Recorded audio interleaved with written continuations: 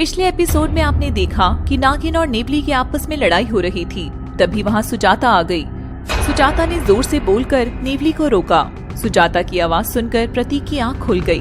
प्रतीक नेवली और नागिन को देखकर हैरान हो गया। अब आगे। सांप? माँ, यहाँ सांप कहाँ से आ गया? हाँ प्रतीक, तुम अंदर जाओ, मैं इस सांप को देखती हूँ। माँ, नेवली को उसके पास रहने दीजिए, नेवली खुद ही से मार देगी। हम यहाँ से बाहर चलते हैं। सांप को नहीं मारना, इसे जीवित रखना है। इस सांप पर आपको क्यों दया आ रही है? हमें जीवों पर दया करनी चाहिए। सुजाता ने एक हाथ में सांप को पकड़ा और दूसरे हाथ में नेवली को पकड़ लिया। प्रतीक, जाओ तुम यहाँ से, अब चले जाओ। सांप को मैं बाहर फेंक दूंगी। ठीक है माँ, लेकिन आप सांप को संभाल के फेंकना, कभी सांप आपको काट ले। सुजाता नागिन और नेवली को लेकर घर से बाहर चली गई। सुजाता ने नेवली को जमीन पर छोड़ दिया और उसने नागिन की गर्दन पकड़ ली। मैं चाहती तो तुझे अभी मार सकती थी, लेकिन मैं तेरी मौत नहीं चाहती, क्योंकि तेरी जान पर किसी और का अधिकार है। तू मेरे गुरुजी उल्लू तांत्रिक के हाथों से ही मरेगी। तुझे वहाँ तक लेकर जाना ही मेरा काम है। आज तू मेरे हाथों में आ गई है। अब मैं तुझे खंडर में लेकर जाऊंगी, जहाँ मेरे गुरुजी तेरा इंतजार कर रहे हैं। नैना नागिन रूप में आकर फंस चुकी थी। नैना अब मानव रूप में आने की सक्षम नहीं थी, इसलिए सुजाता ने मौके का फायदा उठाया और नागिन को लेकर खंडर जाने लगी। उसने नेवली को घर भेज दिया। नागिन बुरी तरह घायल हो चुकी थी। सुजाता आज बहुत खुश थी। आज गुरुजी नागिन को अपने सामने पाकर बहुत खुश होंगे। बदले में मुझे उपहार भी देंगे। मैं भी सारी शक्तियों के बदले आज गुरुजी को गुरु दक्षिणा दे दूंगी।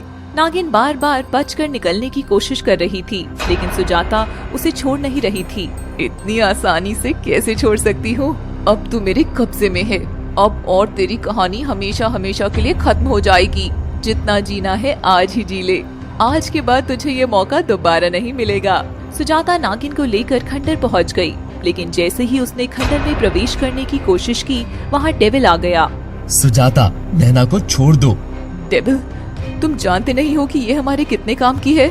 मैं कुछ नहीं जानता और कुछ जानना भी नहीं चाहता, इसीलिए नैना को छोड़ दो।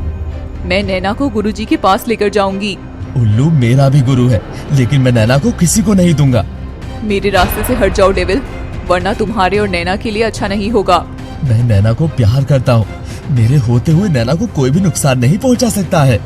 नैना एक नागिन है। अगर वक्त रहते इसे नहीं मारा गया तो ये तुम्हें भी डस सकती है। मेरी नैना ऐसी नहीं है। नैना भी मुझे प्यार करती है। मैं नैना को नहीं छोड़ूंगी। सुजाता ने नैना को नहीं छोड़ा। डेविल भेड़िया बन गया। वो तेज तेज आवाज निकालने लगा।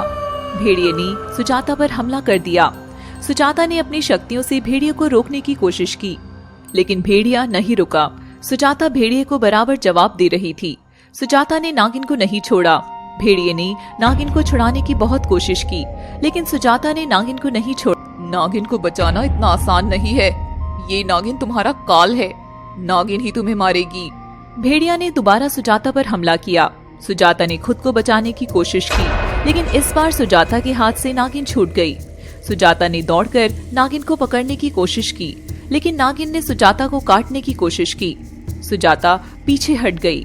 तभी उल्लू खंडर से बाहर निकल आया। तुम दोनों आपस में क्यों लड़ रहे हो? मैं नागिन को लेकर आई हूँ, लेकिन डेविल उसे आजाद करा रहा है। डेविल भी नागिन को मेरे पास ही लाएगा। डेविल भी मेरा शिष्य है। मैं नैना को किसी को नहीं दूंगा। नैना मेरी है और हमेशा मेरे साथ ही रहेगी। डेविल, मैं जानता हूँ कि तुम मजाक कर रहे हो। डेविल ने नैना को हाथ में उठा लिया। डेविल, नहीं, नैना सिर्फ मेरी है। मैं नैना पर कोई आंच नहीं आने दूंगा। जो मेरे साथ चालाकी करता है उसका मैं बहुत बुरा हाल करता हूँ। ये बात तुम भी जानते हो। डेविल नागिन को हाथ में पकड़कर भागने लगा। उल्लू ने अपनी तंत्र विद्या से डेविल को रोकने की कोशिश की, लेकिन डेविल के पास भी शक्तियाँ थी। डेविल ने उनका प्रयोग किया और नैना को वहाँ से बचाकर निकाल ले गया।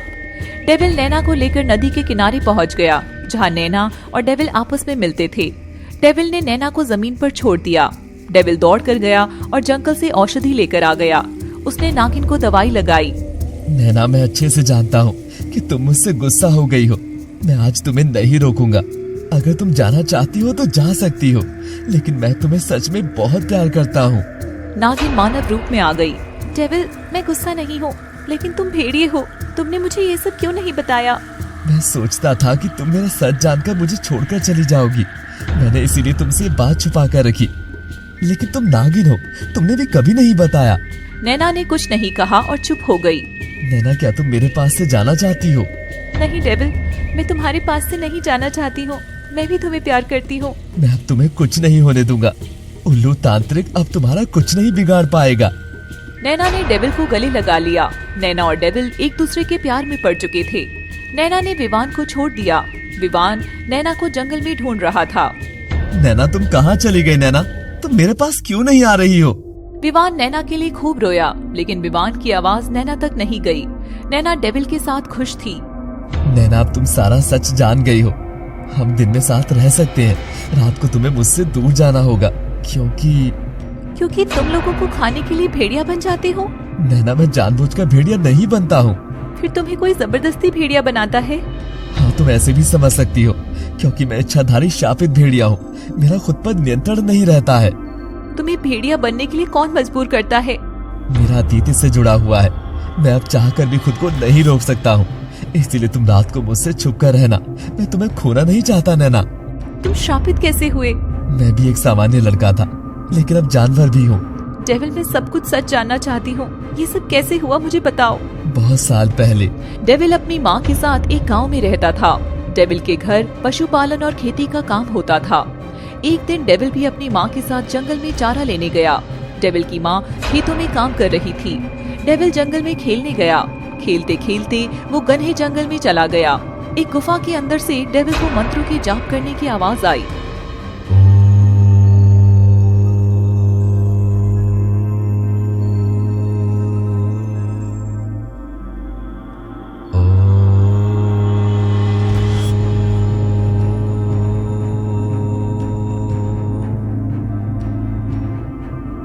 आज इस साधु को डराकर मजे लेता हूँ। डेविल ने भेड़िया की आवाज निकाली और गुफा के अंदर जाने लगा। साधु महाराज का ध्यान भटक गया। उन्होंने देखा कि एक छोटा बालक उनका मजाक बना रहा है। दुष्ट बालक, तू यहाँ मेरा मजाक बनाने आया है? तू मुझे डराने आया है? लेकिन मैं पहले ही समझ गया था कि यहाँ कोई मानव है। मैं तुझे श्राप देता हूँ कि तू अब सच में भेड़िया बन जाएगा। और हाँ, दिन में सामान्य लड़का रहेगा और रात में भेड़िया बन जाएगा। महाराज, मुझे माफ कर दीजिए, मैं ऐसे ही मजाक कर रहा था। साधुओं से मजाक नहीं करते, लेकिन तुम्हें मजाक बनाना है।